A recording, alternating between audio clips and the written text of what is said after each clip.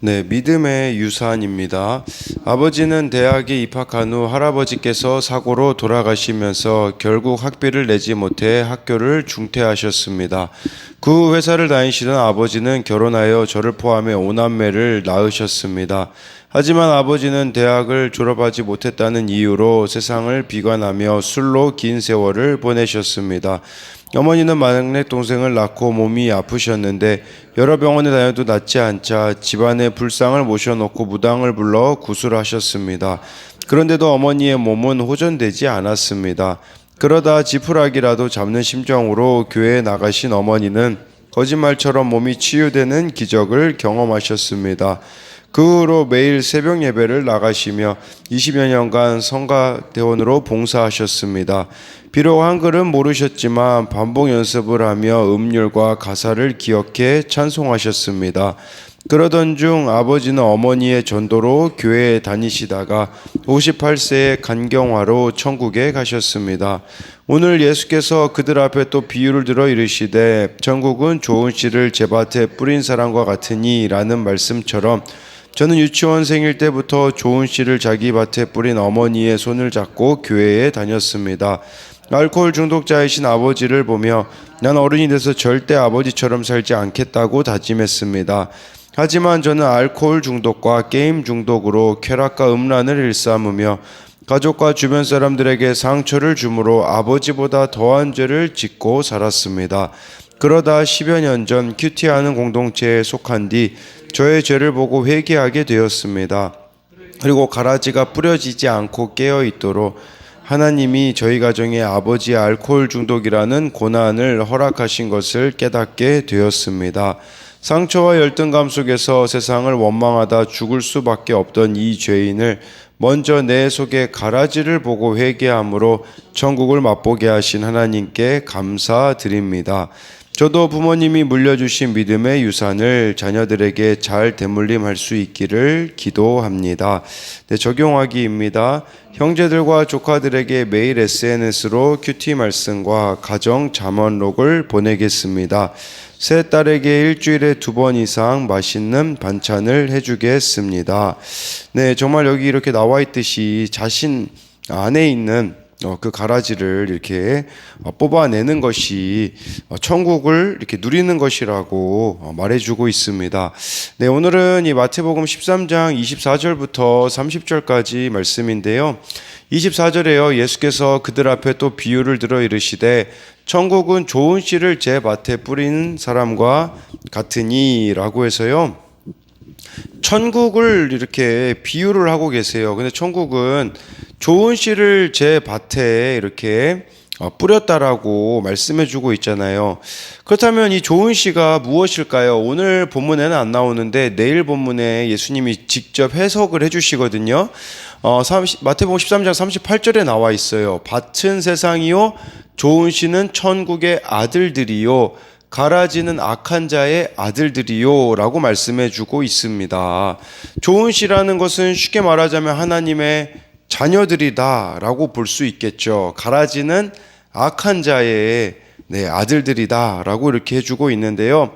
그러니까 우리가 쉽게 말하자면 예수님의 그 씨앗이 되어 생명을 잉태하게 되어지는 것이 좋은 씨를 밭에 뿌렸다라는 것을 말씀해 주고 있는 것이에요. 그러니까 한마디로 우리로 말하자면 있는 곳에서 정말 영혼 구원을 위하여 전도하고 회개에 합당한 열매를 맺는 곳이 바로 천국이라는 것이죠. 그러나 아무리 교회를 다녀도 전도하고 생명 나는 일을 못하고 있다면 천국을 누리지 못한다라는 것을 기억해야 된다라는 것입니다.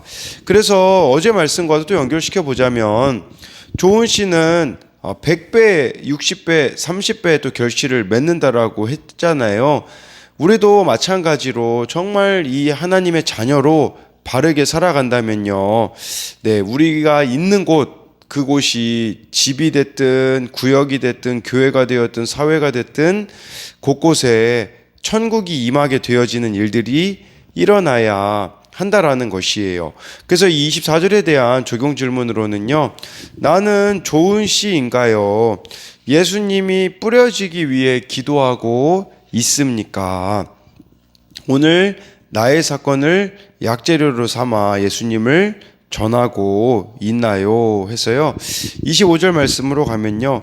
사람들이 잘 때에 그 원수가 와서 곡식 가운데 가라지를 덧뿌리고 갔더니, 사람들이 잘 때 이 원수라고 한다면 뭐 마귀라고도 볼 수 있겠죠. 사탄이라고도 볼 수 있듯이 우리가 이 잠이 들면, 영적으로 잠이 들면요, 그때가 바로 세상 생각이 나를 점령하기 시작한 거예요.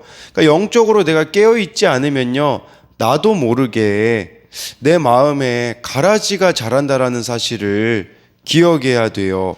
그러니까 우리는 스스로 깨어있기가 힘들기 때문에, 어렵기 때문에 하나님은 우리들에게 사건을 주시고 공동체를 허락하신다라는 것이겠죠. 왜냐하면 이 교회 공동체는 우리들이 잠들 수 없게 만드는 곳, 그러니까 깨어 있을 수 있게 만드는 곳이 바로 교회 공동체라고 할 수가 있겠죠. 그리고요, 이 가라지라는 단어를 찾아보니까요, 독보리의 일종을 가리키기도 하는데요, 원어로 보면 그런 뜻도 있어요. 기만, 골칫거리, 이런 의미가 있는 거죠. 우리 인생에도 정말 이렇게 골칫거리가 다 존재하잖아요. 그게 뭐 문제가 될 수도 있겠고 사람이 될 수도 있겠고 그런 것이죠.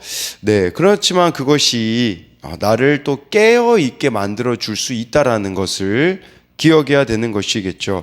그래서 25절에 대한 적용 질문으로는요, 나를 깨어 있게 하시려고 하나님이 보내주신 사건과 사람은 무엇 또는 누구인가요?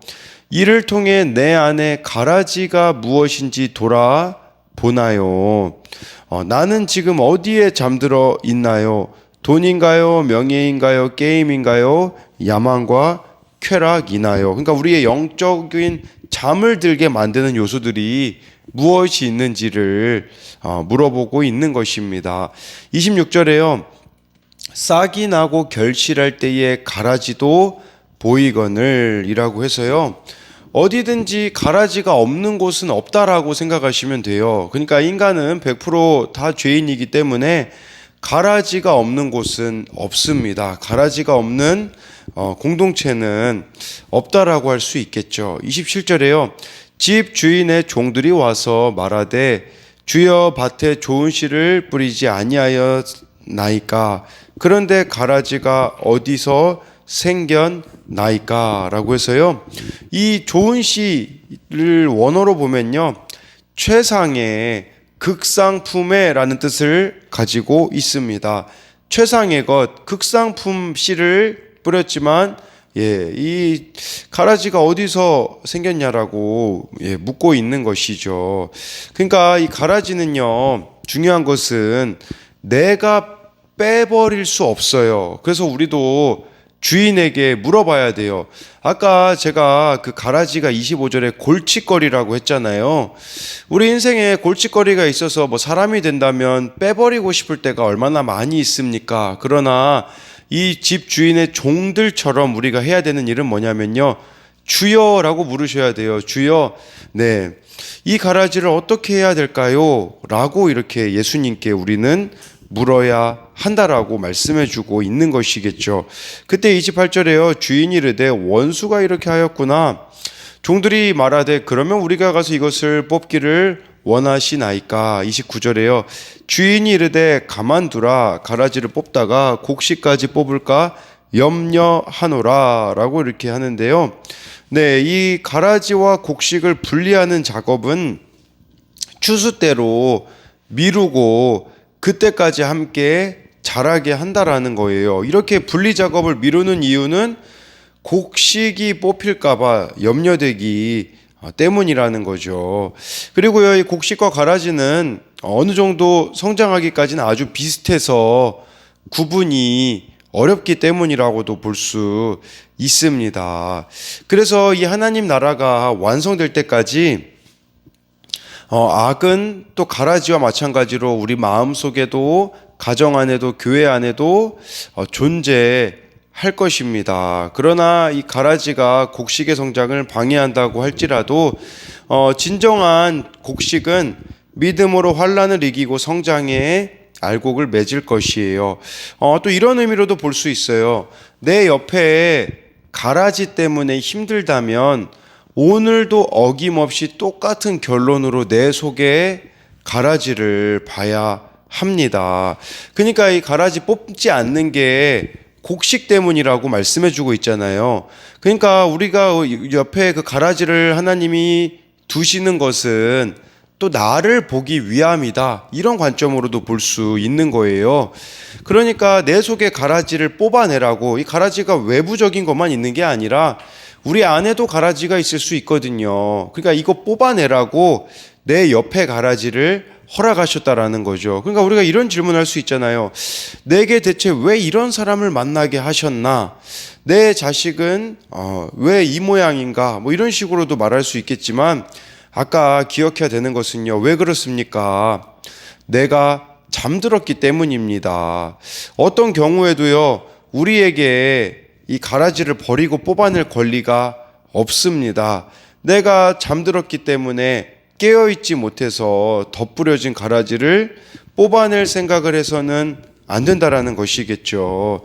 내 아내, 내 남편, 내 자녀, 내 상사, 모든 식구가 내 삶의 결론이기에 하나님이 뽑아내실 때까지 끝까지 안 변한다고 해도 우리는 선택할 권리가 없다라는 것이에요. 이 가라지를 스스로 뽑아내려고 이 가정에서 부부들이 이혼을 하지 않습니까? 이 스스로 뽑아내서는 안 된다라는 것을 이 말씀을 통해서 봐야 하는데요.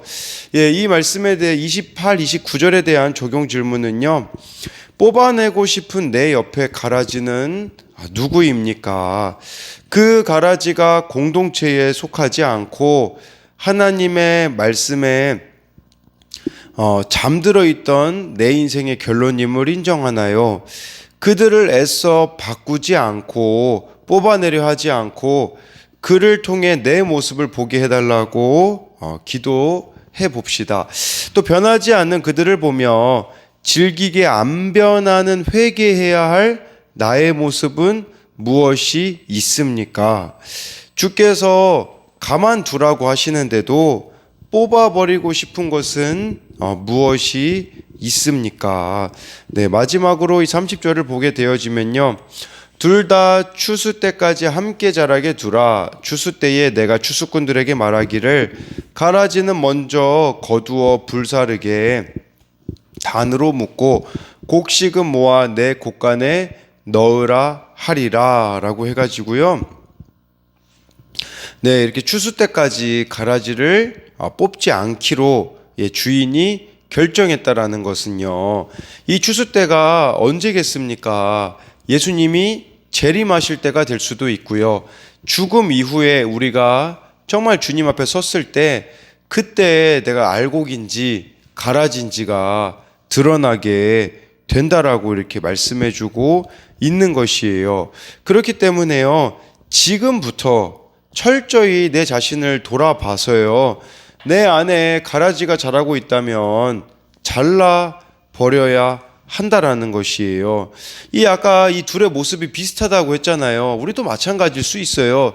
교회 나오는 교회에서 신앙생활 하시는 분들의 모습이 겉으로 보기에는 다 비슷해 보일 수 있겠죠. 그러나 정말 주님 앞에 섰을 때에 이 가라지, 내 안에 있는 가라지를 회개한 자와 회개해서 뽑아낸 자와 뽑아내지 않은 자, 이 차이가 나중에 드러나게 되어지지 않겠습니까? 그렇기 때문에 나중에 정말 주님 앞에 섰을 때 부끄러움 당하지 않도록 우리 옆에 가라지를 하나님께서 두셨다고 생각하고 그 가라지를 보면서 내 안에 있는 가라지를 뽑아내고 나아가는 저와 여러분들이 되시기를 소망합니다.